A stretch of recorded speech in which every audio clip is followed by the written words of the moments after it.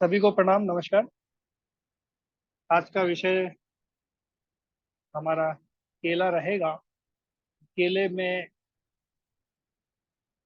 वो सभी गुण हैं जो 120 से ज्यादा रोगों का अकेला ये काल बन सकता है। तो जैसा हमारा टाइटल था, 120 रोगों का अकेला केला जो है काल। तो उसी टाइटल की चर्चा करते हुए हम आगे बढ़ते हैं।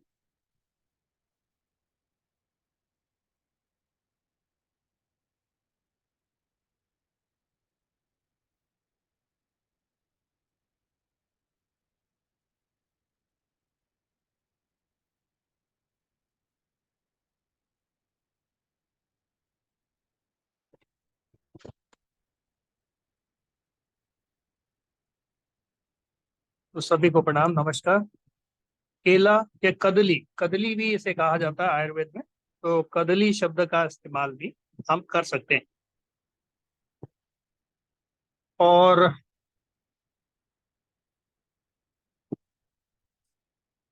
श्री दयाल फाउंडेशन ट्रस्ट के बैनर पे आपका स्वागत सभी का। सभी को प्रणाम नमस्कार। तो आज हम केला यानी कदली के बारे में जानने का प्रयास करेंगे। 120 से ज्यादा रोगों का निदान करने में सक्षम केला, ऐसा केला के बारे में चर्चा करेंगे कि आयुर्वेद के संहिताओं में क्या क्या, कहाँ कहाँ, क्या क्या लिखा है। उन सभी ग्रंथों में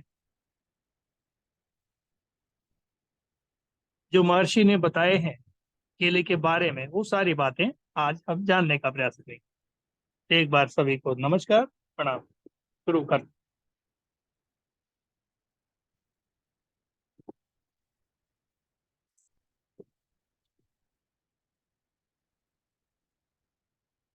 संस्कृत में केला अर्थात बनाना, इसको कदली भी कहा जाता है।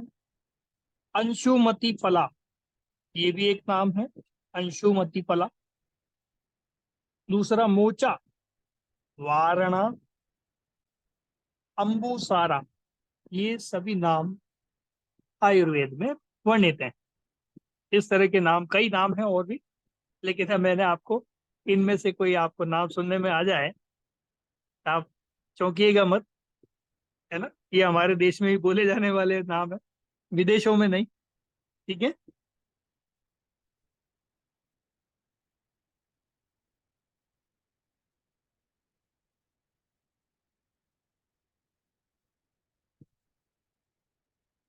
तो आज हम जानते हैं इसके मेडिसिनल प्रॉपर्टी यानी गुण धर्म, इसके क्या क्या हो सकते हैं, इसकी हम चर्चा करते हैं। तासीर में ठंडा है या गर्म है, शरीर के वात पित्त और कफ तीनों दोषों पे इसका कहाँ क्या असर, क्या प्रभाव देखने को मिलता है। धातुओं का असर, धातुओं पर किस प्रकृति का, व्यक्तियों पर क्या असर दिखता है। सात धातुएं हमारे शरीर में, रस रक्त मांस में अस्थि मज्जा शुक्र, सातों धातुओं पर इसका क्या क्या प्रभाव देखने को मिलेगा। धातुओं से क्योंकि जुड़ी हुई बीमारियां होती हैं, बीमारियां भी कौन कौन सी ठीक होंगी, वो सारी चीजों की चर्चा हम करेंगे।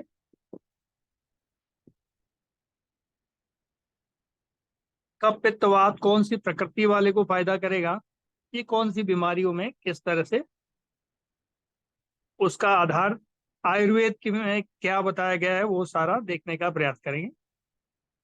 किन लोगों को इसको अवॉइड करना है, किसको लेना है, कैसे लेना है, कच्चा खाना है पक्का खाना है, ये सारा इसका परिचर्चा हम करेंगे। और किन को लेना है किन को नहीं लेना है, इसको प्रकृति की देन हम मान करके, प्रभु का यानी भगवान की देन मान करके हम ठीक से इस्तेमाल कर पाए, ये सब जानकारी यानी जीवन की आयु वृद्धि हो, यही आयुर्वेद है। तो जीवन की आयुर्वेद में वृद्धि के जितने भी कारक तत्वों का वर्णन है, वो सब कुछ मिलता है। जैसे एक समाज को चलाने के लिए लॉ एंड ऑर्डर की जरूरत पड़ती है, एक समाज को, सभ्य समाज को चलाने के लिए, ठीक इसी प्रकार हमारे शरीर के अंदर भी एक लॉ एंड ऑर्डर प्रकृति का दिया हुआ है। और वो सब जानने के लिए आयुर्वेद की जानकारी रखना बहुत जरूरी है। आज उसी संदर्भ में चर्चा कर रहे हैं।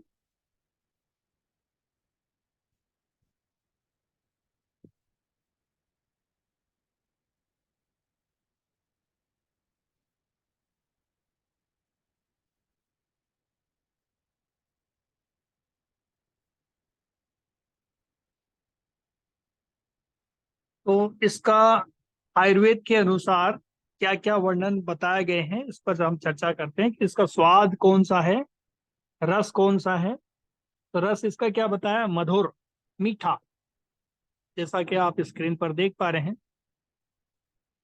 आयुर्वेद में इसका रस मधुर बताया यानी मीठा है। थोड़ा सा कषाय रस बताया, 6 प्रकार के रस होते हैं। कषाय यानी एस्टिडेंट, एस्टिडेंट यानी 6 प्रकार के रस माने गए हैं हमारे जीवन में, इस सृष्टि के अंदर। क्योंकि सनातन धर्म, हमारा सनातन जो परंपरा है, इस सृष्टि पर बेस्ड है। इस सृष्टि के अंदर जो भी दुनिया चलती है, चाहे वो पेड़ पौधे पक्षियों की हो या जीव आत्मा जहां पर भी व्याप्त है, ये जीव से जुड़े हुए हैं। तो इस सृष्टि में कौन कौन से स्वाद रहेंगे, तो 6 प्रकार के स्वादों का वर्णन है। मधुर, अम्ल, लवण और कटु, तिक्त, कषाय, 6 प्रकार के रस आयुर्वेद के वर्णन में देखने को मिलता है, आयुर्वेद की संहिताओं में देखने को मिलता है। मधुर अर्थात मीठा, और अम्ल, अम्ल का अर्थात आयुर्वेद की भाषा में हमें इसको बोलते हैं खट्टा। और लवण, लवण का मतलब नमक, नमकीन स्वाद जिसको बोलते हैं। कटु, तिक्त, कषाय, कटु का मतलब हिंदी में तो कड़वा होता है, लेकिन संस्कृत में इसका अनुवाद यदि हम करने जाएंगे तो कटु का आयुर्वेदिक संस्कृत में जो भाषा वृतांत है आज से हजारों साल पहले की संहिताओं में, यहाँ पर काली मिर्च का जैसा स्वाद होता है, यानी मिर्च वाला जो स्वाद है वो कटु कहलाता है। तिक्त, तिक्त का हिंदी में तो अनुवाद करेंगे तो वो तीखा माना जाता है, लेकिन आयुर्वेद के जो संहिताओं में वर्णित है संस्कृत भाषा में, ये तिक्त का आशय यहाँ पर कड़वे शब्द से है, जैसे करेला, नीम, है ना, ऐसे शब्दों का आशय। दूसरा है कषाय, इसमें दो ही रस पाए जाते हैं, मधुर और कषाय। कषाय यानी फिटकरी जैसा स्वाद होता है, या जैसा धनिए के अंदर जो रस निकलता है, धनिए का रस होता है वो, ऐसा कषाय रस। ये बहुत सारी बीमारियों में काम करता है, कैंसर जैसी भयावह बीमारियों में भी इसका उपयोग किया जाता है, कषाय रस का। ठीक है, तो चर्चा करते हैं इसके गुणों की। तो गुण मधुर है, रस इसका मधुर रस है, और कषाय रस दो, मधुर और कषाय दो माने। गुणों की चर्चा करें तो गुरु है, ये पचने में भारी है। गुरु है, स्निग्ध है, यानी पचने में भारी है। स्निग्ध, स्निग्ध का मतलब शरीर में लुब्रिकेशन को बढ़ाता है, बॉडी में लुब्रिकेशन। हमारे जोड़ों को चलने के लिए क्या चाहिए, लुब्रिकेशन। हार्ट के वाल को चलने के लिए क्या चाहिए, लुब्रिकेशन। तो शरीर में जो भी चीज एक स्थान से दूसरे स्थान यात्रा करती है, यानी चलती है, मूवमेंट करती है, शरीर का जो भी अंग हिलता है, चाहे वो हार्ट का पल्पिटेशन होता है, वो भी इसी से जुड़ा हुआ है। तो आप सोच जाइए इसका कितना महत्व है। यानी हार्ट का भी टॉनिक है, लुब्रिकेशन यानी जोड़ों का टॉनिक है एक तरह से, है ना। तो ये सारी बीमारियों में जहां लुब्रिकेशन की प्रॉब्लम है वहां ये काम कर सकता है। अब आप सोच लीजिए, गुरु यानी पचने में भारी है, तो भूख आपकी अच्छी होनी चाहिए, ज्यादा खाएंगे तो बड़ी दिक्कत है ना। एक आध तो चलेगा, ज्यादा सोचे कि आज एक दर्जन खरीद के लाए हैं तो क्या करें, चलो आज ही निपटा डालते हैं हमें, तो वो थोड़ा सा खतरनाक स्थिति है, ऐसा नहीं करना।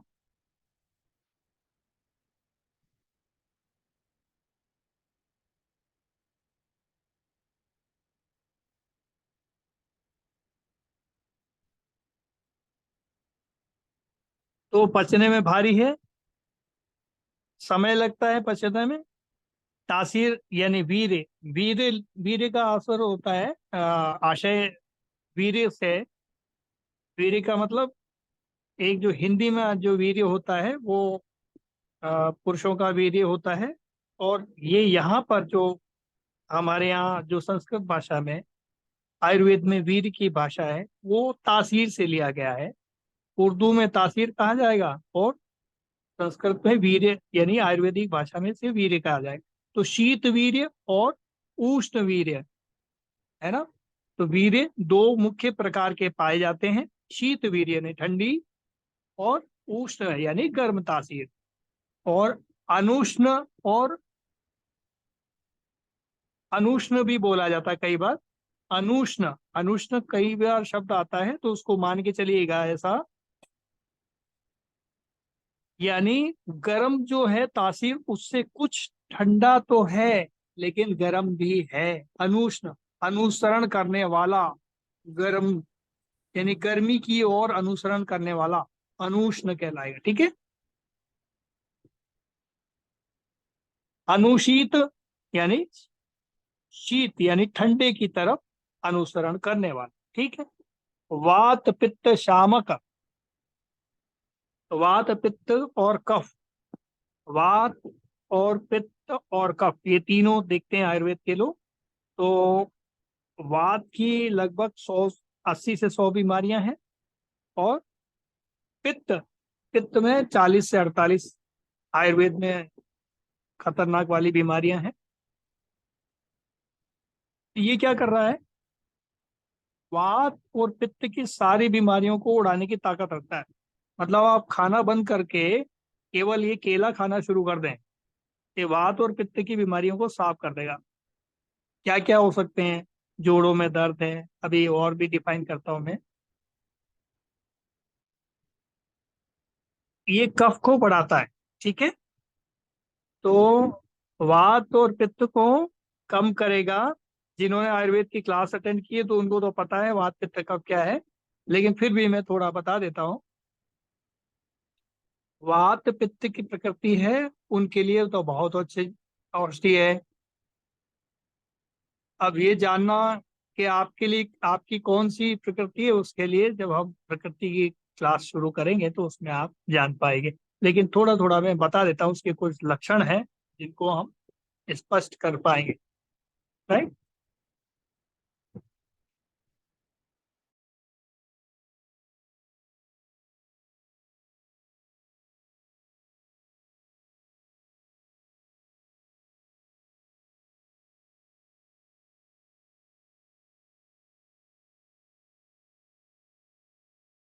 और कफ में कैसे फायदा करेगा इसको भी हम जानेंगे, है ना। तो यहाँ पर अभी हमारे पास में एक वात और पित्त की प्रकृति में कैसे फायदा करेगा, तो ये एक हमारे पास में लाइन है जिसको हमने, तत्र रुक्षो लघु शीत खरः सूक्ष्म, सूक्ष्म। तो ये जो गुण है ना, नील, नीलह, तो ये जो गुण है तत्र रुक्षो यानी ड्राई है। वात क्या है, बॉडी में ड्राइनेस पैदा कर देता है। तो बॉडी ड्राई होगी तो आपको समझ में आ जाएगा। इसका मतलब जोड़, जो जोड़ हैं आपके, जॉइंट्स हैं, ये सब क्या करेंगे, कटकटाने लगेंगे।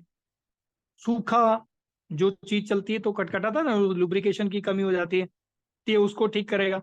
ये सारे गुण इसके दिए हुए हैं वात के। और पित्त के क्या गुण हैं वो भी बताते हैं। तो वात दोष के गुण क्या है, ये रूक्ष है, लघु है, हल्का होता है, शीत होता है, खर, सूक्ष्म तथा चल, सदा गतिशील होने वाला, यानी एक जगह नहीं रहता। सृष्टि के अंदर कोई भी चीज एक स्थान से दूसरे स्थान पर जब भी गति करेगी तो हवा के बिना नहीं चल सकती, यानी ट्रांसपोर्टेशन का काम करता है।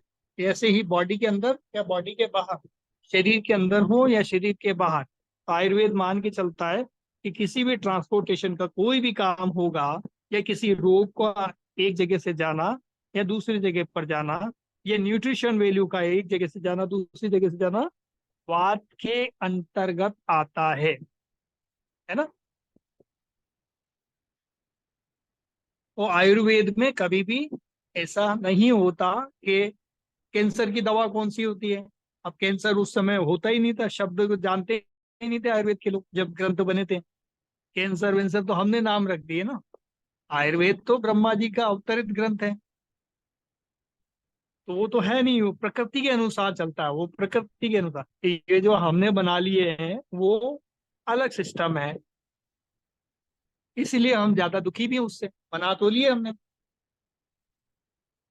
अब किसको क्या बताया, ऐसा कौन सा व्यक्ति है मुझे बताओ कि केले में कैल्शियम है 110, और इसमें 450 ग्राम जो है उसमें, एक केले में वो पाया जाता है लगभग 450 mg। तो इसमें पोटेशियम पाया जाता है। अब मैं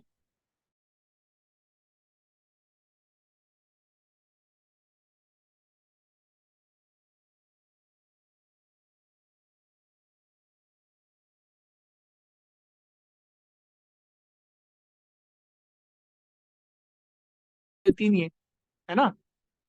तो ये जो रिसर्च आई है, इसके लिए ये खाओ, इसके लिए खाओ, इसके लिए खाओ। तो ये जो केले पे रिसर्च आई है, इंटरनेशनल रिसर्चेज हैं जिनको अवार्डेड की श्रेणी में रखा है, अवार्ड मिल रहे हैं।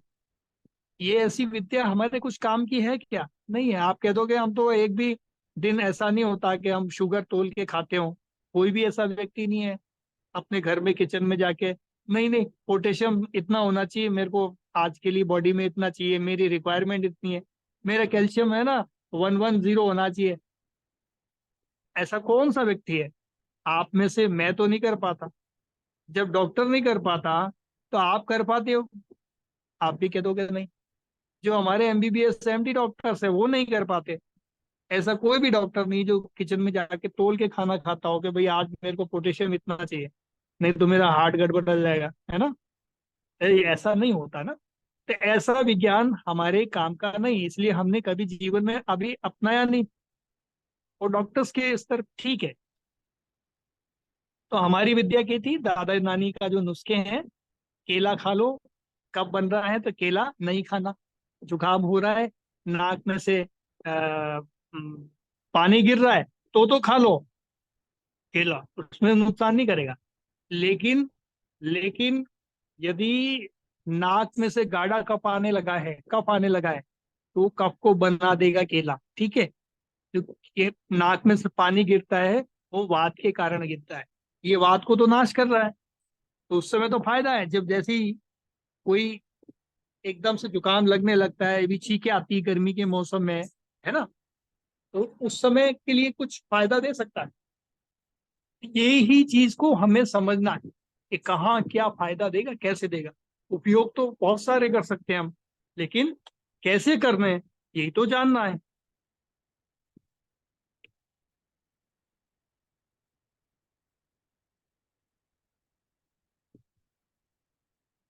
अच्छा, वात दोष बढ़ेंगे तो क्या क्या लक्षण दिखेंगे? सबसे पहले तो देखेंगे आप उसके बाल झड़ने लगेंगे, स्किन में ड्राइनेस दिखेगा, है ना, सूखी हुई स्किन फटने लगेगी। लेकिन उसके ब्लड नहीं आएगा। पित्त बढ़ेगा तो ब्लड आएगा, स्किन फटेगी तो, और पित्त बढ़ेगा तो ब्लड आएगा। लेकिन वात बढ़ेगा तो ब्लड नहीं आएगा, है। ये दोनों में फर्क है। तो हमारे तो दोनों में फायदा कर रहा है केला। वात बढ़े चाहे पित्त बढ़े, हमें तो फायदा ही फायदा है। तो चाहे ऐसी स्किन जिसमें ब्लड फट करके ब्लड आता हो, या स्किन फट रही हो, ड्राई सूखापन आ रहा हो, तब भी ये दोनों में फायदा करने वाली चीज है। नींद नहीं आती लोगों को, आजकल एक प्रॉब्लम है, उसके लिए केला अच्छा है ना। तो नींद डिस्टर्ब रहेगी, सपने बहुत तरह तरह के देखेंगे, तरह तरह के सपने देखेंगे, विचार आएंगे। जैसे मम्मी डैडी या पापा दादा नानी होते हैं ना घर में, बड़े बुजुर्ग, हमेशा सोचते रहते हैं तू कहाँ गई थी, तू कहाँ गया था, तुम लोग कहाँ कहाँ घूमते रहते हो यहाँ वहाँ, हमको टेंशन होती रहती है घर में। तो वो खाली दिमाग होता है ना शैतान का, तो खाली दिमाग में आराम से उनकी जो विचार आते हैं वात वृद्धि के कारण आते हैं। क्योंकि उनके उनकी गलती नहीं है, दादी नानी की या उस एज वालों की या सीनियर सिटीजन की गलती नहीं है। ये उनकी अवस्था की प्रॉब्लम है। ये अवस्था में वात की अवस्था है ना, तो वात के गुण बढ़ जाते हैं उस समय। तो उनके दिमाग में हमेशा यही रहता है, बेटा बेटी पता नहीं कहाँ गए थे, कहीं एक्सीडेंट तो नहीं हो गया, कहीं ये तो नहीं हो गया, कोई वो तो नहीं हो गया। ये 100 तरह के जो विचार आते हैं, ये इसी के कारण, वात के कारण। वात वृद्धि हो जाएगी तो विचार आएंगे, चाहे किसी को भी हो। मेडिटेशन में कभी भी दिमाग नहीं लगेगा। उसको बोलो भैया मेडिटेशन कर ले, 5 मिनट बैठ जा, वो आंख बंद करके नीची आंखों से, जैसे बच्चे मेडिटेशन बिठाते हैं ना पकड़ के जबरदस्ती किसी को, इधर उधर झांकता रहता बगले, है ना। मेडिटेशन में दिमाग लगता ही नहीं उसका। समझ जाओ, बात बढ़ाए। और क्या क्या है हो सकती है प्रॉब्लम?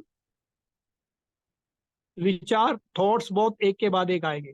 डर लगेगा, पल्पिटेशन बढ़ जाएगी, जैसे कोई जोर से बोल जाए ऐसे आदमी के पल्पिटेशन बढ़ जाए, समझ जाओ वात की वृद्धि है शरीर में बहुत ज्यादा, है ना।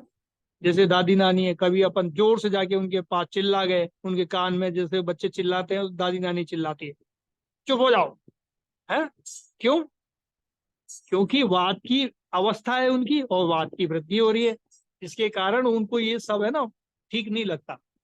इसलिए वो कहते हैं चुप रहो, शांति रखो, हल्ला गुल्ला करना तो बाहर जाओ, है ना। कई बार बच्चों को, हम लोगों को बाहर, हम ऊंची आवाज में बात करते हैं तो भी बाहर निकाल दिया जाता है ना। तो कई बार ऐसी परिस्थितियां उनके साथ में, उनकी अवस्था की देन है, ये उनकी गलती नहीं है, उनकी अवस्था की परेशानी है।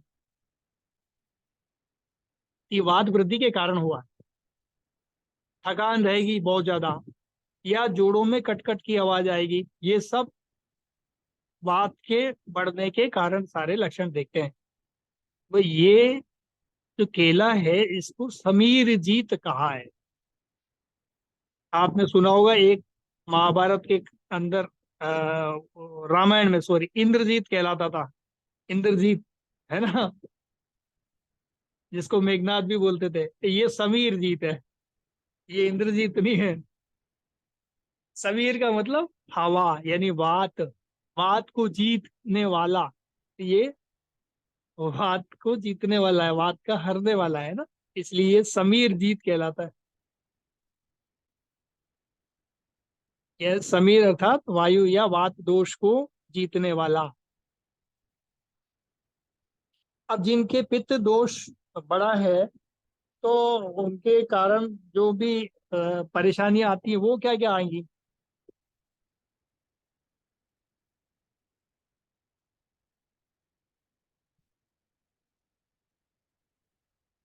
अब पित्त बढ़ जाता है तो क्या क्या रोग आएंगे, तो उसका भी हम देख लेते हैं। तो पित्त के गुण क्या है?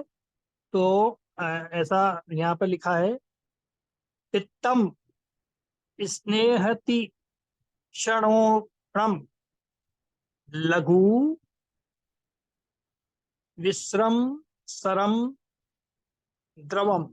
एक एक शब्द का मैं आपको अर्थ करके बताता हूँ। पित्तम यानी पित्त, स्नेहति क्षणो, स्नेह यानी लुब्रिकेशन को खत्म करने वाला, तीक्ष्ण जलन करने वाला, दाह यानी जलन करने वाला शरीर में, लघु कम मात्रा में, विश्रम यानी विष की तरह शरीर में काम करने वाला, जलन करता है, गर्मी है, तासीर गर्म है ना इसकी, सरम,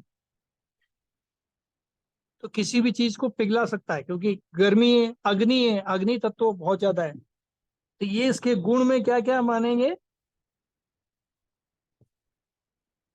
पितृ दोष के गुण, पित्त दोष में कुछ स्निग्ध, है ना, स्नेह तीक्ष्णोनम, यानी कुछ स्निग्ध, बहुत ज्यादा नहीं, केले की तरह नहीं है, स्निग्ध है, यानी वात से कुछ ज्यादा स्निग्ध है। वात और पित्त में तुलनात्मक अध्ययन करेंगे तो दोनों में देखा जाएगा, वात तो एकदम ड्राई है, लेकिन ये थोड़ा सा ड्राई नहीं है, इसमें साथ में स्निग्धता भी है, यानी लुब्रिकेशन के साथ में है। लुब्रिकेशन तो है, लेकिन जलन के साथ है, ठीक है। तीक्ष्ण यानी तीखा, जैसे मिर्ची का स्वाद होता है ना, ऐसा चुभने वाला, कहते हैं ना, घाव में किसी ने मिर्च, नमक मिर्च भर दिया, ये। उष्ण यानी गर्म है तासीर में, लघु विश्रम आम गंध देने वाला, यानी जब ये पित्त दोष बढ़ जाता है ना, समझ जाइएगा आपके आसपास किसी ने जूता खोल दिया है और आकर के वो आपके पास बैठा है, तब कैसी गंध आती है समझ जाइए, बस ये पित्त वाले दोष है। ठीक है, जूता खोलने के बाद जो परफ्यूम बिखेर देता है वो बस सिमिलर वही कंडीशन दिखती है, राइट।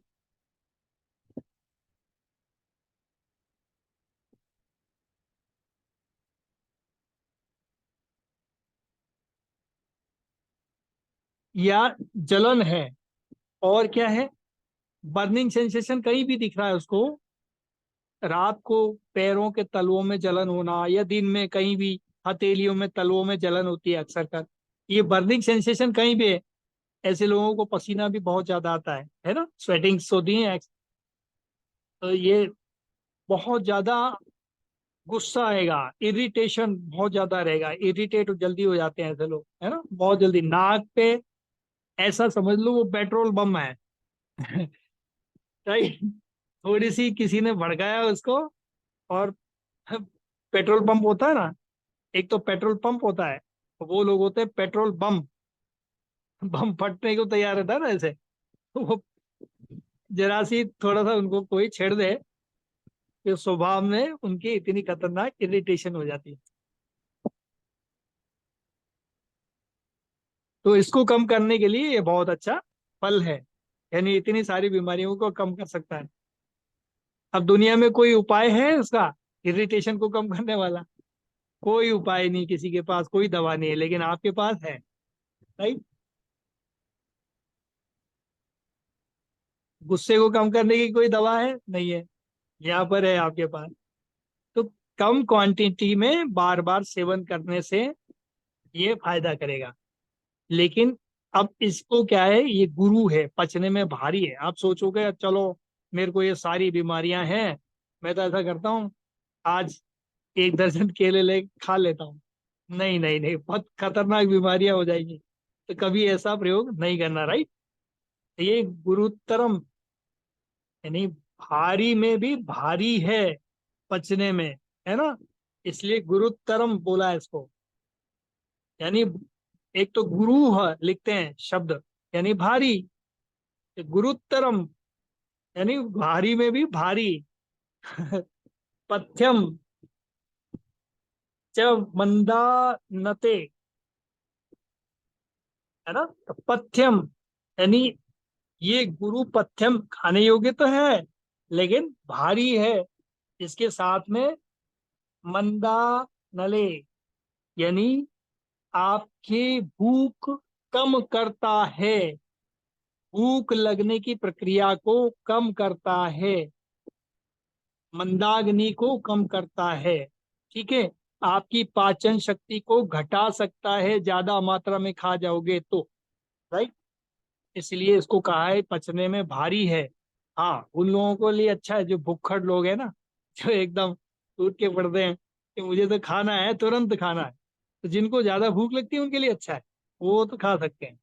वो भी ज्यादा से ज्यादा एक से दो केला, नहीं तो बीमारियां आने लगेंगी, राइट, ज्यादा खाने से खतरनाक। तो केला है पचने में भारी, कब को बढ़ाता है, तो कब बढ़ेगा तो फिर क्या होगा, नींद ज्यादा आना, स्लीपनेस, ज्यादा केला खा लिया तो ये होगा, है। और क्या होगा, बहुत ज्यादा सुस्ती सी आना, जिनका वेट ज्यादा बढ़ा हुआ है उनके लिए तो और खतरनाक है, क्योंकि ये वजन बढ़ाता है, कब को बढ़ाता है ना, तो कब बढ़ाने वाली सारी चीजें क्या करती हैं, वजन को बढ़ाती हैं, तो उनको अवॉइड करना पड़ेगा।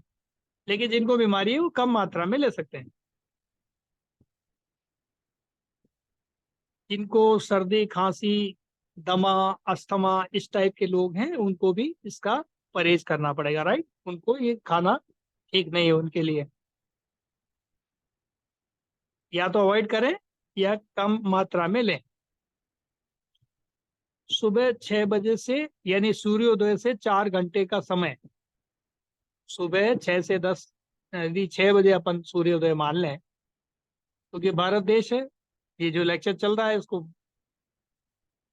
हमारे यहाँ जो है आसाम में भी सुना जाएगा, तो आसाम में भी इसको, वहाँ हो सकता है 4 बजे सूरज निकलता हो, है। पूरब दिशा के जितने भी राज्य हैं हमारे नॉर्थ ईस्ट वाले, वहाँ जल्दी सूरज निकल जाता है। इसमें आश्चर्य का विषय नहीं। तो सूर्य, इसलिए मैंने कहा कि सूर्योदय से 4 घंटा मान लीजिए, राइट, ये समय को अवॉइड करना पड़ेगा केला खाने के लिए, अच्छा नहीं। ठीक है। और हमारे यहाँ जिमिंग करने वाले, उनको चलता है, क्योंकि हम उनकी तरह हार्ड वर्क नहीं कर रहे। ठीक है। दूध और केला ये दोनों विरुद्ध आहार हैं, इसलिए वेट बढ़ाने में बहुत बड़ा योगदान करते हैं। ये जिम वालों के लिए तो, वो जिम वाले बताते हैं भाई ये खाओ पतले आदमी के लिए या बॉडी बनाने के लिए, लेकिन ये है बड़ा खतरनाक।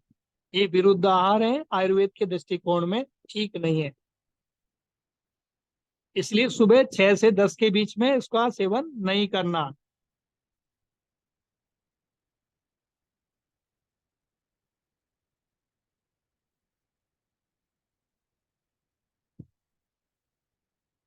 अभी आयुर्वेद में कच्चे केले और पक्के केले के बारे में दोनों में विस्तार पूर्वक रिसर्च प्रकाशित है, और पूरी जम के, ऐसी कई दुनिया में किसी ग्रंथ में नहीं मिलती। तो वो क्या कहते हैं, कच्चे केले के बारे में थोड़ा सा देखते हैं। ये स्वादिष्ट है, रुचिकर है ना, खाने का स्वाद बढ़ाता है। ये खाया तो तासीर में ठंडा है, शीत वीर्य है, ठीक है, शीतल कहा है इसको। विष्ठम्बी कहा है, विष्ठम्बी का मतलब आ, रोकने का काम करेगा ये। ग्राही, अब ये ग्राही नया शब्द आपके लिए आ गया। ग्राही, विष्टम्बी, आयुर्वेद में ऐसे ही शब्द मिलेंगे आपको, है, क्योंकि सारे श्लोक जो हैं सारे इसी में रहे। अब एक श्लोक होता है, ये आपके सामने लिखा है ना, शीतम विष्टम्भी कफ कृत गुरूह। अब शीतम यानी ठंडा है तासीर में, विष्टम्भी यानी कब्ज कारक है, रोकता है ना, तो मल को रोक देगा, जिनको कब्ज कारक है। तो ऐसे लोग जिनको दस्त लगा है, जिनको खाना खाते ही जाना पड़ता है ना, कई बार उनको ऐसे ही होता है, दिन भर वो 2 3 बार 4 बार जाते हैं, ऐसे लोगों को खाना खाते ही तुरंत जाना पड़ता है टॉयलेट, ऐसे व्यक्तियों के लिए बहुत बढ़िया है। ठीक है। विष्टम्बी, विष्टम्बी शब्द इसे ऐसे लोगों के लिए अच्छा है। तो विष्टम्बी शब्द का यहाँ प्रयोग है। विष्टम्बी का आशय यहाँ पर ग्राही, रोकने वाला है ना, तो मल को रोकने वाला है, या शरीर में कोई भी चीज बहती हुई है उसको रोक देगा। विष्टम्बी का आशय यहाँ पर यह है। बहती हुई क्या क्या हो सकती है, यदि महिलाओं का आर्तव्य यानी मासिक धर्म में ब्लड बहुत ज्यादा जा रहा है, तो उनको फायदा कर देगा, है ना। ब्लड बहुत ज्यादा जाएगा तो कमजोरी हो जाएगी, कमजोर हो जाएगी तो फिर हीमोग्लोबिन भी कम आएगा, है ना। तो उनके लिए तो बहुत ही बढ़िया है, उनके लिए तो बड़ा शानदार है, विस्टम्बी है, रोक देगा। शरीर में से कोई भी चीज बह करके बाहर निकल रही है, चाहे एल्बुमिन हो, चाहे महिला पुरुष का किसी का भी एल्बुमिन, है ना, उसके लिए बहुत बढ़िया। पुरुषों का जो वीर्य पेशाब के साथ बह जाता है, उसके लिए बहुत बढ़िया, है ना। तो यूरिन के अंदर या शरीर के किसी भी भाग से नक्सीर निकल रही है, उनके लिए अच्छा। नाक से ब्लड आने लग जाता है कई लोगों को, उनके लिए बढ़िया। कभी कभी डॉक्टर्स हमें बताते हैं कि ब्रेन में रिस रहा है ब्लड, कहीं किसी नस से, और वो कहीं होकर के कहीं और बॉडी में जा रहा है, ठीक, उनके लिए बढ़िया। ठीक, तो उनके लिए एक अच्छा दवा का काम करेगा, और तुरंत तुरंत काम करने वाली चीज है। जैसे दस्त होते हैं, दस्त के अंदर भी बढ़िया। तो हमारी दादी नानी क्या करती थी, दस्त में केला खाओ, वैसे बोलती थी ना, केला, केला खिला देते थे। छाछ केला खिलाते थे। ये सब क्या है, विष्ठम भी है, रोकने वाले हैं। तो शरीर में से कोई भी चीज बह रही हो जो हम एक्स्ट्रा है, बॉडी का नुकसान कर रही है, उसको बाहर निकलने से रोकने में मदद करता है। तो विष्टम भी कहा है। ठीक है। कफ कृत यानी कफ को बढ़ाने वाला, यानी मोटापा है, कफ की बीमारियां क्या क्या हो सकती है? मोटापा है, वेट ज्यादा है तो उनके लिए बढ़ा सकता है। कफकृत, कफ कारक है। ठीक है। गुरु, पचने में भारी, मैंने बता ही दिया। स्निग्धम, ये लुब्रिकेशन वाला। क्षत क्षय, समीर जीत, क्षत क्षय। क्षत क्षय का मतलब ऐसे पतले दुबले लोग जिनको बहुत ज्यादा, जिनकी महर्षि दधीची नजर आते हैं, एक एक हड्डी उनकी गिनी जा सकती हो, है ना, तो उनके लिए अच्छा है क्षत क्षय। या टीबी के पेशेंट, टीबी दूर होने के बाद दे सकते हैं केला। ठीक है। टीबी के पेशेंट थे लेकिन अभी उसका ट्रीटमेंट हो गया है और नॉर्मल है, ऐसे व्यक्ति को दे सकते हैं। राइट। समीर जीत, समीर जीत का मैंने बता ही चुका आपको, यानी वात की सभी परेशानी। पक्वम, स्वादु हिमम पाके। पक्वम यानी पका हुआ, स्वादु यानी स्वाद में मधुर रस पैदा करता है, मीठा है। हिमम ठंडा है तासीर में, पाके यानी पचने में हल्का है। कौन सा? पका हुआ केला, कच्चा नहीं। ठीक है। तो दोनों में अंतर फर्क तो समझना है। ठीक है। तो जिनको पतले दस्ते हैं उनके लिए अच्छा है, जिनकी भूख अच्छी है उनके लिए भी अच्छा है, जिनको भूख कम लगती है, अग्निमांद है, उनके लिए ठीक नहीं है। स्पेशल जिनको कॉन्स्टिपेशन रहता है उनके लिए भी ये ठीक नहीं है, उसको अवॉइड कर सकते हैं। ठीक है। कई लोगों ने, जो हमारे पास मरीज आते हैं दिखाने, वो एक बात कहते हैं, सर हमने तो क्या किया, 5-7 केले इकट्ठे खा लिए, हमारा पेट साफ हो गया। बिल्कुल हो गया होगा, हम मान लेंगे। क्यों? क्योंकि पचने में ये भारी है तो वो पचा नहीं। तो हमारा शरीर, किसी किसी का शरीर नहीं, बॉडी जो है हमारा नेचुरल प्रोसेस क्या है, जो शरीर में डाइजेस्ट नहीं होता वो उसको शरीर उठा के बाहर फेंक देता है ना। तो पेट के अंदर और भी जो जमा गंदगी है उसको भी उठा के इसके साथ साथ बाहर फेंक देगा, क्योंकि वो तो सबको बाहर निकाल देगा ना। जैसे हमारे स्कूल में टीचर जी होते हैं, एक बच्चा शैतानी करता है, टीचर जी ब्लैक बोर्ड पे कुछ लिख रहे हैं, पीछे मुड़ के देखा किसने किया शैतानी के, किसी ने नहीं बताया, क्योंकि सब बच्चे एक साथ सपोर्ट कर रहे हैं एक दूसरे को, है ना। तो फिर टीचर जी क्या कहेंगे, आज की क्लास खत्म, जब ये शैतानी पढ़ने लग जाएगी तो सब बच्चों को उठा के क्लास से बाहर निकाल दिया जाएगा। ठीक है। क्या उनको एक पता लगेगा पर्टिकुलर रो शैतानी कर रही है तो उसको उठाओ बाहर निकाल। ठीक इसी तरह हमारे शरीर के अंदर हमारे जो टीचर जी, हमारे ब्रेन, हमारी लीवर को, हमारी सिस्टम को आज्ञा देता है ब्रेन, ये शैतानी कर रहा, अंदर जाके गुड़गुड़ा रहा है पेट में, क्योंकि जो पचता नहीं है वो गैस बनाएगा, सड़ेगा। तो हमारा शरीर क्या करता है, सिस्टम यदि थोड़ा ठीक ठाक काम कर रहा होता है तो उठा करके इसको बाहर फेंक देता है। ये लेकिन जिनको कॉन्स्टिपेशन नई नई है उनके लिए अच्छा है, लेकिन जिनकी कॉन्स्टिपेशन पुरानी है उनका पेट साफ नहीं करेगा, उनका तो सिस्टम बेकार कर देगा, खराब कर देगा, उनको बचना है। ठीक है। तो सबका मैंने पूरा डिटेल आपको करके बता दिया, जो मरीजों के साथ में उन्होंने जो अपने अनुभव बताए उनके साथ बताया। अब आगे और बढ़ते हैं। ये लुब्रिकेशन को उत्पन्न करता है, पित्त दोष को कम करता है, पित्त मैंने बता दिया, जलन कहीं भी है, प्यास बहुत ज्यादा लगती है, उसको भी कम करता है। रक्त के दूषित होने के कारण जो भी प्रॉब्लम हो रही है, रक्त दूषित होने के कारण ब्लड प्यूरिफिकेशन का काम भी कर सकता है। तो ब्लड खराब होने के कारण जो भी प्रॉब्लम्स हो रही हैं उनको भी ये ठीक कर सकता है, लेकिन कम मात्रा में, ज्यादा मात्रा में नहीं लेना, कम मात्रा में लेना। जैसे त्वचा में जलन है, या आपके हाथ पैर शरीर के किसी भी भाग में लाल चकत्ते पड़ रहे हैं, किसी को रेडिस की एलर्जी हो रही, पित्ती उछलने की, लाल लाल लाल चकत्ते, या स्किन में से छोटी छोटी फुंसियां बन गई हैं और उसमें से पानी झर रहा है, पतला पानी या ब्लड झर रहा है। ठीक है। ऐसी कंडीशन में ये खाना बंद कर दो, एक दिन बस केला खा लो, बस एक ही दिन में ये आपको ठीक कर देगा बीमारी। खाना बंद करके केला कम कम मात्रा में खाओ, इतने में ही आपको 1 से 2 दिन में ही आराम दे देगा। इतनी जल्दी एंटी एलर्जिक टेबलेट भी काम नहीं करती जितनी जल्दी ये काम कर जाता है। बस उपयोगकर्ता पर निर्भर करता है कि इसको उपयोग कैसे वो कर पाता है।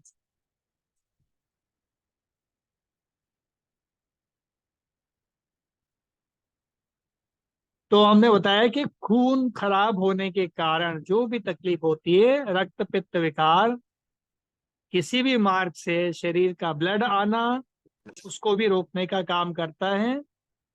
कसेला स्वाद है, इसलिए स्तंभन करता है, ग्राह्य विष्टम्भी है। ठीक है। तो जो कसेला रस होगा, मैं आपको एक बहुत खुफिया जानकारी दे दूं, है ना।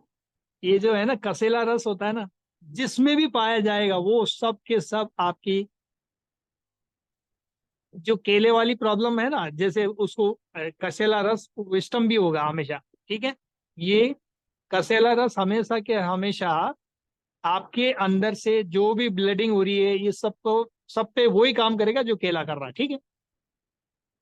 क्योंकि इसमें कषाय रस है और मीठा है, दोनों है ना इसमें।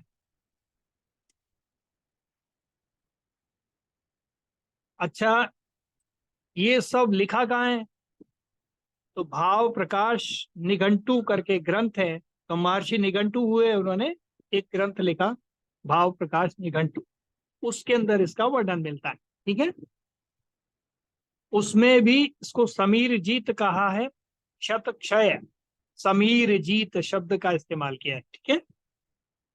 महर्षि वाग्भट ने भी अपने अध्यायों में बताया, और चरक संहिता में भी इसका वर्णन मिलता है।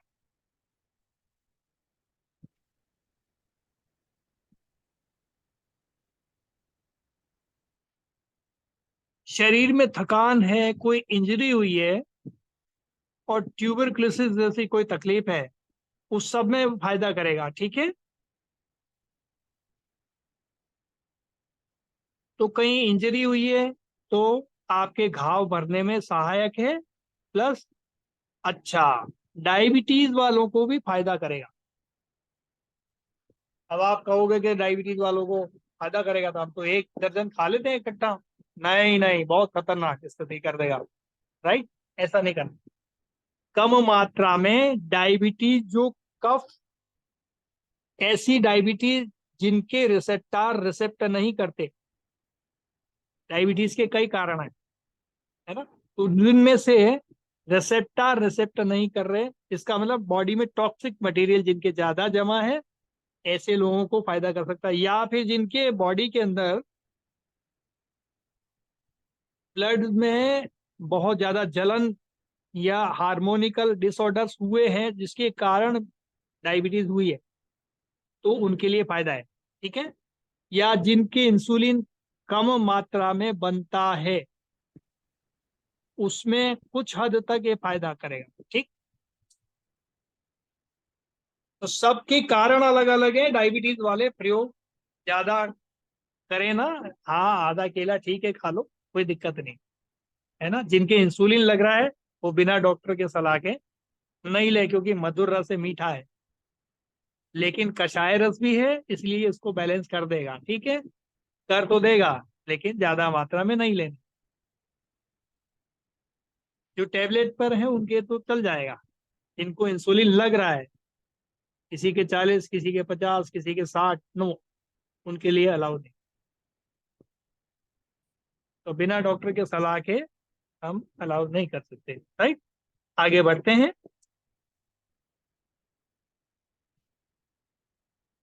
जैसे बॉडी में कहीं डीजनरेशन हो रहा है, ऑस्टियो अर्थराइटिस टाइप का या मस्कुलर डिस्ट्रोफी टाइप का, उसके लिए ये बहुत अच्छी दवा है, लेकिन कम मात्रा में।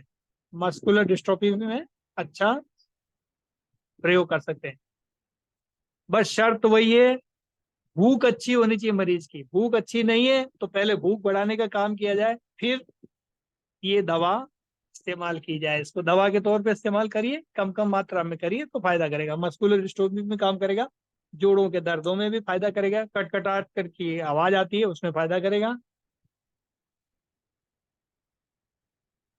अच्छा, कच्चे केले का सेवन जो है, छिलका निकाल के आपने जैसे इसको उबाल लिया, उबालने के बाद थोड़ा सा हल्का स्टीम ले करके छिलका निकाल करके इसको कट करके और फिर इसको घी में भूनना है। इसमें तेल में नहीं, घी में। घी ना मिले तो किस में भूनना? नारियल के तेल चलेगा, वो चलने वाला है, मजे वाला नहीं है। ठीक है। तो घी में भून के खाना है। घी में भूनने से ये पचने में हल्का हो जाएगा, तेल में भूनने से पचने में भारी हो जाएगा। ठीक है। तो जिनको भूख नहीं लगती, उनकी भूख बढ़ाने में सक्षम हो जाएगा। घी में यदि भून के खाया तो उनकी भूख बढ़ा देगा। और जबरदस्त भूख लगती है, फिर मैंने तो अपने घर में प्रयोग करके देखा। अभी तो इस सीजन में तो आया नहीं, लेकिन अक्सर घर में हर साल गर्मी के दिनों में सप्ताह में 3 दिन केले की सब्जी जरूर घर में बनवाता हूँ, ला के रख देता हूँ, अपने आप बनानी पड़ती है लोगों को। सही। तो ये जरूरी है। सप्ताह में 3 दिन 2 दिन कद्दू और केले की सब्जी हमारे सिस्टम को ठीक रखने में बहुत बढ़िया काम करती है। ठीक है, आगे बढ़ते हैं। घी में भून करके घी का छोका लगा के फायदा करेगा। जिनको भूख नहीं लगती है वो बढ़िया करेगा, उनको फायदा करेगा। हाँ, किनको नहीं खाना ये, इसको वेफर्स के रूप में कभी नहीं खाना। चिप्स वगैरह जो मिलती है बाजार में, बिल्कुल नहीं खाना। ये बहुत खतरनाक है, हमारे लिए अच्छा नहीं है, बीमारी देगा सिर्फ। ठीक है, ये फायदे वाला सौदा नहीं।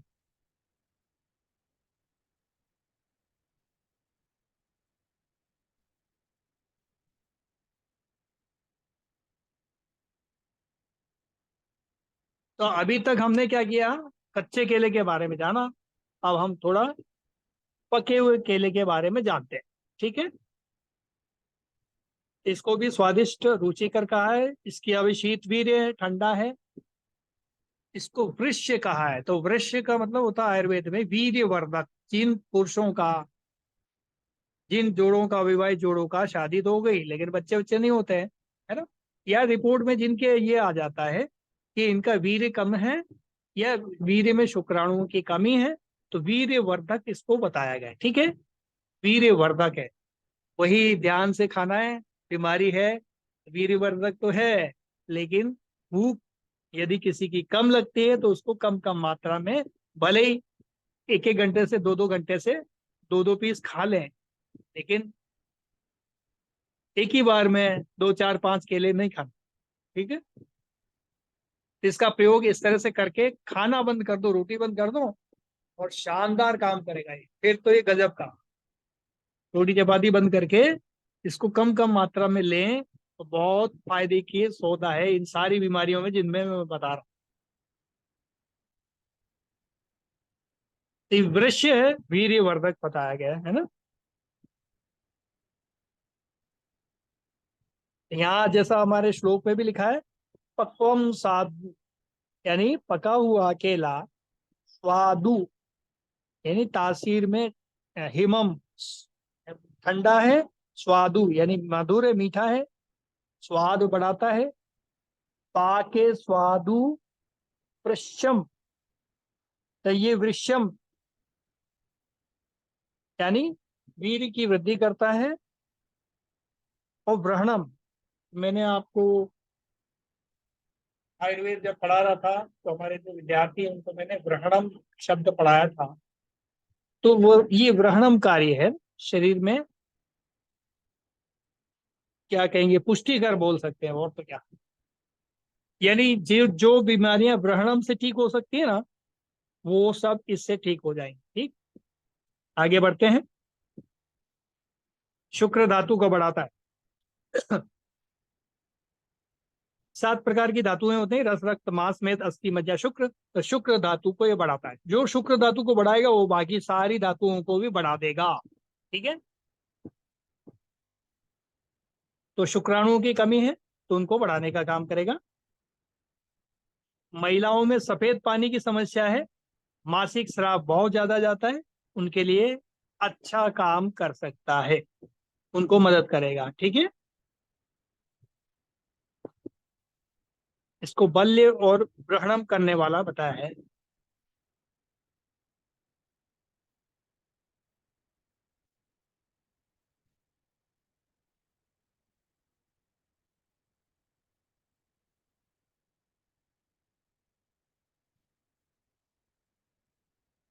जो जिम में एक्सरसाइज करते हैं या मेहनत के काम करते हैं उनके लिए अच्छा टोनिक का काम करेगा। जिनकी भूख अच्छी है, जो व्यायाम ज्यादा कर पाते हैं उनके लिए अच्छा फायदा करेगा। जिनको भूख और प्यास बहुत ज्यादा लगती है, बार बार पानी की इच्छा करती है, उनके लिए बहुत अच्छा है। ये आंखों की बीमारियों में बहुत फायदेमंद है। आंखों में जलन है या गर्मी फील होती है, डायबिटीज के लिए बहुत अच्छी दवा है।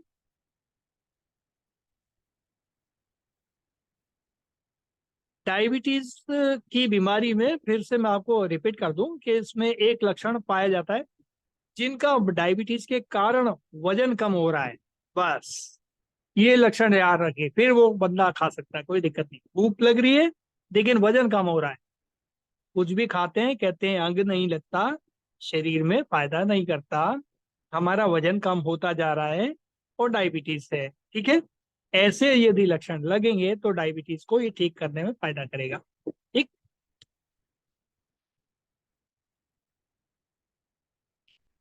तो कमजोरी है, डायबिटीज है, वीकनेस है, लेकिन भूख अच्छी है, तो उनके लिए अच्छा प्रयोग हो सकता है, उनके लिए फायदा करेगा।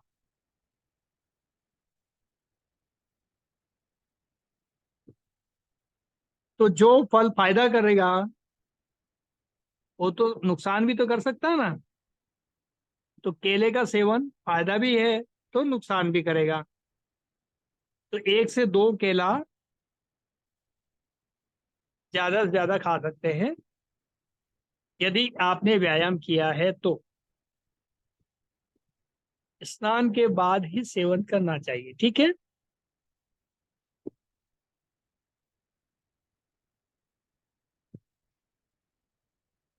ज्यादा खाने वाले, जिन्होंने ज्यादा खा लिए हैं केले, उनको अजीर्ण हो जाएगा, इंडाइजेशन हो जाएगा, क्योंकि ये पचने में भारी है।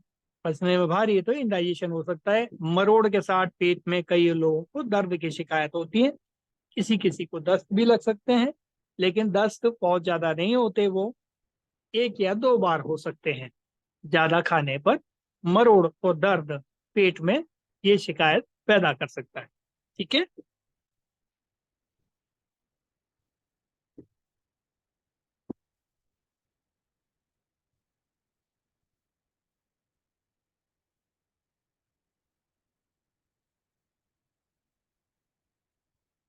जो लोग दूध के साथ में इसको मिलाकर लेते हैं वो इससे सावधान हो जाएं। इसको दूध के साथ तो कतई नहीं लेना, ये विरुद्ध आहार की श्रेणी में आ जाता है। इसलिए आयुर्वेद में दूध और केला दोनों, आयुर्वेद में विरुद्ध आहार बताया गया है। कहाँ बताया गया है? तो महर्षि वाग्भट ने अष्टांग हृदय सूत्र स्थान 7/29 में लिखा है। क्या लिखा है? वो कहते हैं विरुद्धमपि चाहारम विद्यात विष करो पपम। यानी ये विरुद्ध आहार जो है शरीर के अंदर विष पैदा करता है।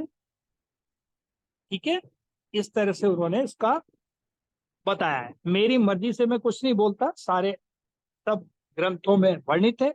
जो मैं सब लेकर बैठता हूँ, एक एक ग्रंथ को पढ़ करके आपके सामने सारी चीजें रख रहा हूँ, मेरा अपना कुछ नहीं है। ठीक है, क्योंकि हम सब विद्यार्थी हैं, तो बेहतर ये है कि हम अच्छी शिक्षा पाए, अच्छी शिक्षा ग्रहण करें, इंक्लूडिंग मी। राइट, तो आगे बढ़ते हैं।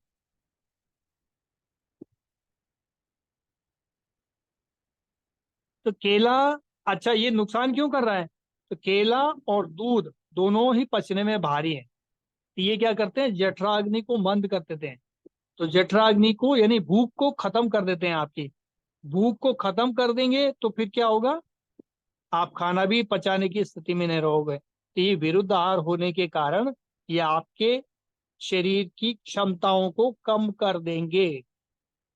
हाँ, ये जिम वालों के लिए ठीक है, जो तुरंत बहुत ज्यादा जिमिंग करते हैं, बहुत ज्यादा लेबरियस कर रहे हैं, मेहनत कर रहे हैं, उनका ब्लड का सर्कुलेशन बहुत ज्यादा है, उनके लिए कुछ हद तक ठीक है, लेकिन आयुर्वेद में नहीं मानता।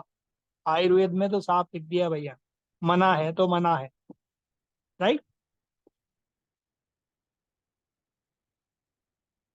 अच्छा, इसको नहीं पचने के कारण फिर इससे जो बनता आम विष बनता है।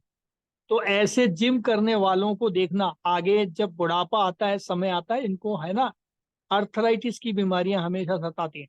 मेरे नजर में ऐसे कई मरीज हैं जो जिमिंग करते थे, आज अर्थराइटिस के मरीज हैं, जिन्होंने केला और दूध का सेवन किया।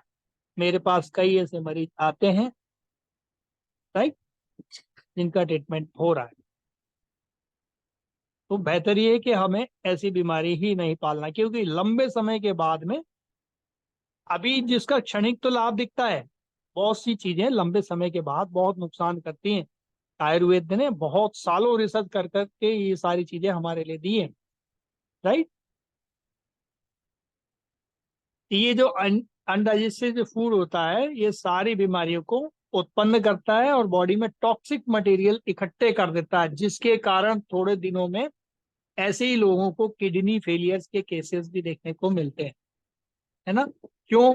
क्योंकि इसमें जो प्रोटीन है वो टूटता है, कई बार वो टूटता ही नहीं है, इकट्ठा हो जाता है ना? तो इसमें प्रोटीन भी तो है बहुत ज्यादा। तो प्रोटीन, ऐसा प्रोटीन है जो कई जगह, जो इसकी जो टूटन ठीक से नहीं होती है, जिसके कारण वो सब बॉडी में टॉक्सिक मटेरियल जमा होने की स्थिति में आ जाता है, और वहीं से रिसेप्टार के लिए भी दिक्कत करता है। तो बॉडी में रिसेप्टार्स जो रिसिप्ट करते हैं, तो डायबिटीज ऐसी बीमारियों में आगे ये दे सकता है ना? जरूरी नहीं कि दे ही देगा, दे सकता है। अक्सर कर मैंने सभी मरीजों की कहानी जो बैक में देखी है, उसमें ये सारे लक्षण बताए गए, उनके द्वारा उनके अनुभव शेयर किए गए, वो भी है, और आयुर्वेद में तो लिखा ही है साफ सुथरा। राइट। और आगे बढ़ते हैं। साथ में इसका सेवन नहीं करना। हाँ, अलबत्ता किसके साथ सेवन करना है? घी के साथ। ये स्क्रीन पे दिख रहा है आपको। हाँ, घी के साथ में आप कच्चे केले की सब्जी बनाओ तो घी के साथ बना लो, पक्के केले की भी आप घी के साथ में फ्राई करके खा सकते हो, पचने में हल्का हो जाएगा, आसान हो जाएगा। है ना? तो केले को दूध के साथ नहीं ले सकते, घी ले, घी के साथ ले। अब ये घी के साथ में क्या मामला है? घी तो और पचने में भारी है, लेकिन क्या करता है? अग्नि बल वायु, अग्नि बल, देखिए महर्षि वाग्भट अष्टांग हृदय सूत्र स्थान अध्याय 5 में लिखते हैं, अग्नि बलायुह, यानी ये क्या कर रहा है? अग्नि को बढ़ाता है, और बल को बढ़ाता है, शक्ति को बढ़ाता है, और आयु को बढ़ाता है। तो शरीर में भूख की जो अग्नि है उसको बढ़ाएगा। तो भूख को बढ़ाएगा। इधर भूख क्या कम कर रहा है? केला कम कर रहा है, लेकिन घी क्या कर रहा है? बढ़ा रहा है। तो क्या करेगा घी? जो आलू, कई बार ऐसी महिलाएं जो शिकायत करती है कि हमको केला खाते ही दस्त हो जाते हैं, क्योंकि उनको आयरन इसका डाइजेस्ट नहीं होता बॉडी में। तो डॉक्टर उनको मना कर देते, भाई आयरन वाली चीजें खाना बंद कर दो। तो जिनको हीमोग्लोबिन की कमी है, ऐसी महिलाएं घी के साथ में इस केले को खाएं तो हीमोग्लोबिन फटाफट बढ़ेगा, फटाफट। राइट।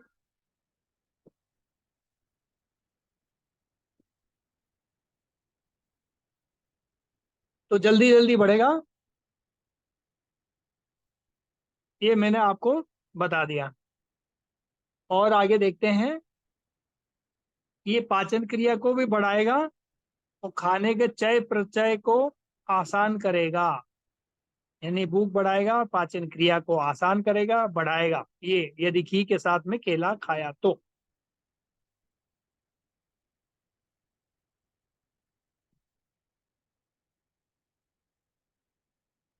अब आप कहेंगे कि घी से कैसे खाएं इसको, ये कोई नमक वमक तो है नहीं, उसके साथ हथेली में नमक रख लिया और खा लिया एंजॉय के साथ में, है ना।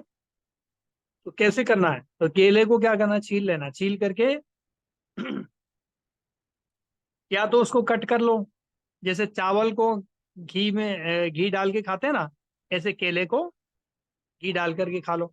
या दूसरा तरीका ये, केले को यदि फाड़ करेंगे तो 3 फाड़ हो जाते हैं, तो उसमें इसके बीच में घी का 1 चम्मच उठा करके भर दो और वापस केले को पैक करके खा लो, और चबा चबा के लार के साथ मिक्स करके खाना है। ये ब्लड को इम्प्रूव कर देगा, ब्लड की क्वालिटी को इम्प्रूव कर देगा, हीमोग्लोबिन को बढ़ा देगा। जिनके ब्लड की क्वालिटी खराब है उनके लिए अच्छा है, पिंपल्स हो जाते हैं उनके लिए अच्छा, ये बहुत बढ़िया दवा का भी काम करेगा। लेकिन जिनका वेट बड़ा है, वेट लूज करना है, उनको ये नहीं करना। नहीं, तो ये वेट बढ़ने के लिए जिम्मेदार भी है, ठीक। आगे बढ़ते हैं।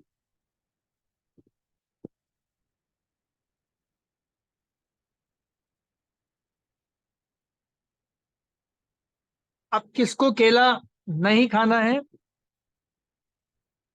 जिनके जठराग्नि मंद है, यानी पेट में भूख नहीं लगती, जिनका वेट बढ़ा हुआ है, ठीक है, जिनका मेद धातु बढ़ा हुआ है, या चर्बी ज्यादा जमा है, या जिनको मोटापा है, ओबेसिटी की टेंडेंसी है, या कफ बढ़ने के कारण सर्दी खांसी जुकाम इस टाइप की कोई बीमारी चल रही है, या फैटी लीवर है किसी को, तो उन सभी लोगों को केले से दूर रहना चाहिए, या बहुत कम क्वांटिटी में अपने डॉक्टर के सलाह के बिना ना लें। राइट, डॉक्टर मतलब आयुर्वेद का डॉक्टर, अंग्रेजी वालों को तो ये पता, पढ़ा नहीं है तो उनको पता नहीं है, उनकी गलती ही नहीं है ना।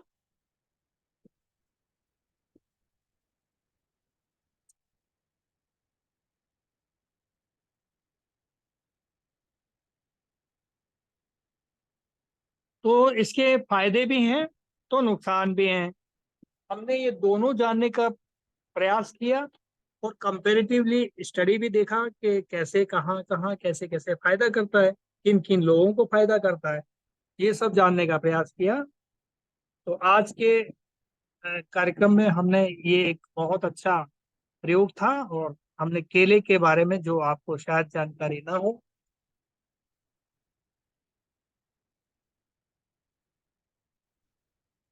इसको जानने का प्रयास किया। तो इसी के साथ में आज का समापन करते हैं क्लास का। सभी को प्रणाम, नमस्कार।